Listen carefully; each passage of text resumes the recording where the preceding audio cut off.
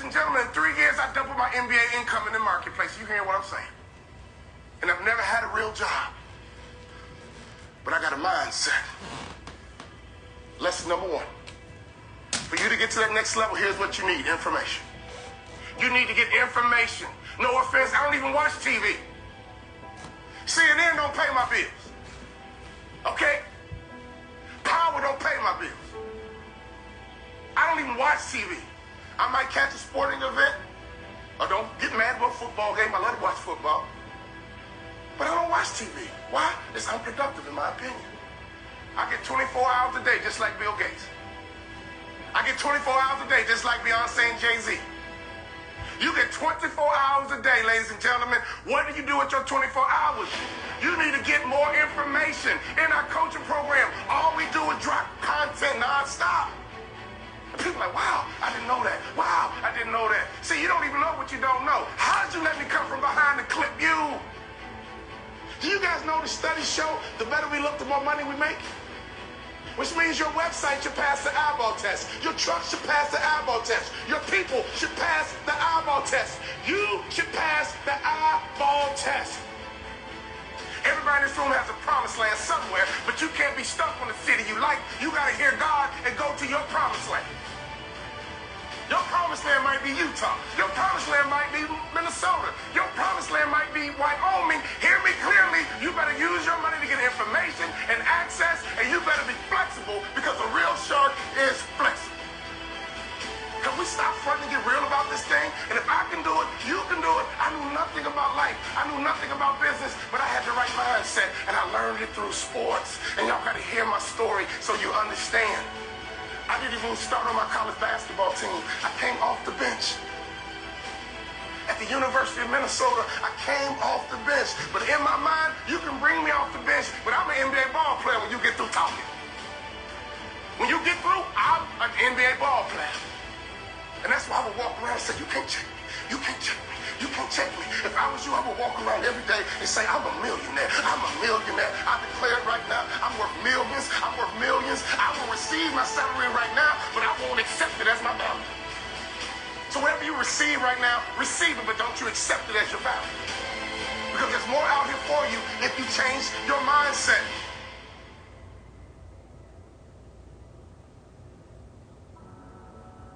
In my coaching program, I got a concept called the black tie effect.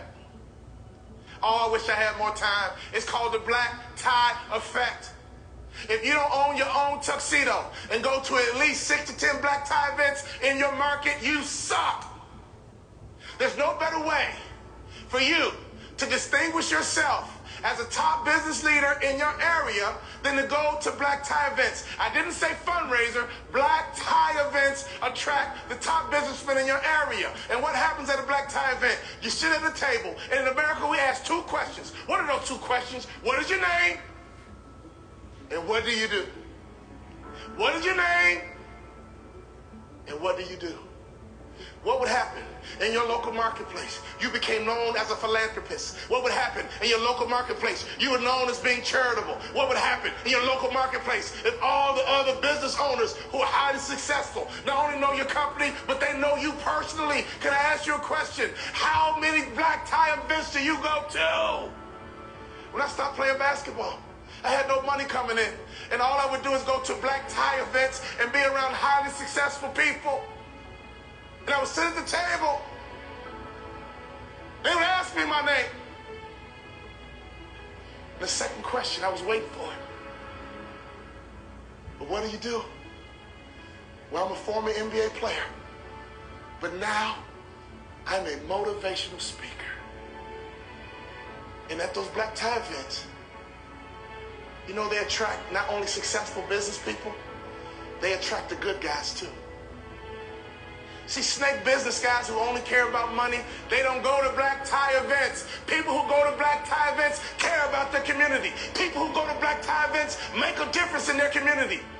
Let me tell you something. I noticed right away at the black tie events, these were the successful people that I wanted to know. And I began to build leverage. I began to build a brand by building relationships with the top business people in my community because I was willing to go to black tie events. There's nothing more important you can do, business owner, than to buy you a tuxedo and go to black tie events, because everybody in the building is going to ask you your name, and they're going to ask you what you do.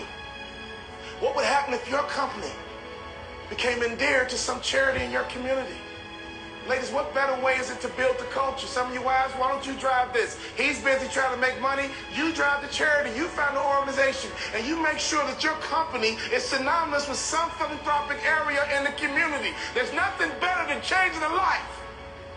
There's nothing better than blessing somebody who's less fortunate. I made a commitment of lifting the spirit of people who were trying to get to that next level. Start your business with charity. There's no better methodology than that. Never forget this. All great brands are built on passion. So before you build your brand, it's not about the color. It's not about the font. All great brands are built on passion. So can I ask you a question? What are you passionate about? See, if you're not passionate about anything, your marketing is going to be ho-hum as well. Does that make sense? You can't build a great brand without passion. Let's take a look at Nike.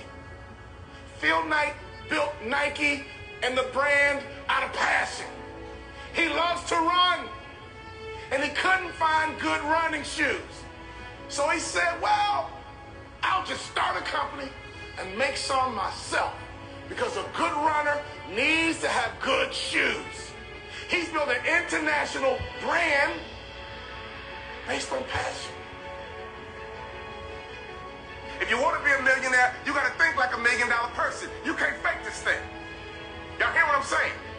You got to be legit in this game. You can't fake it to the NBA. You got to be able to ball out. You got to be able to hoop. You got to be legit. And in business, it's the same way. You got to be legit. So take your money and get some information in your head, and then take some money and get access. I got 3 kids, and this is why you got to get access, so you can make life easier for your kids. Well, ain't nobody do nothing for me. Oh, your mindset is jacked up.